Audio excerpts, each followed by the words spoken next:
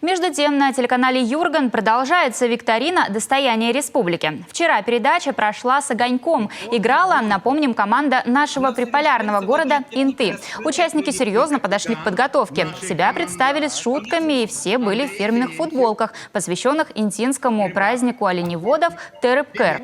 А викторина снова была очень веселой и познавательной. Вопрос. Как называется летний праздник рыбаков в селе Кирчомья Усть-Куломского района? Инта, ваша версия? Ответит Татьяна.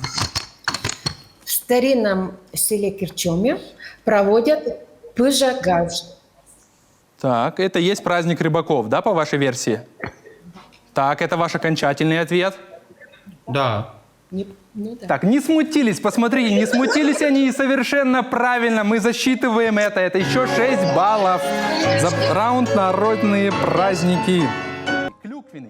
Интинцы набрали 24 балла из 28 возможных, с чем мы их и поздравляем. В комментариях под трансляцией зрители не только всячески поддерживали приполярную команду, но и отметили отличную работу ведущего, нашего коллеги Александра Иваскевича. Это, кстати, был его первый прямой эфир. Сегодня в викторине «Достояние республики» примет участие Кайгородский район. Приходите болеть сразу после новостей.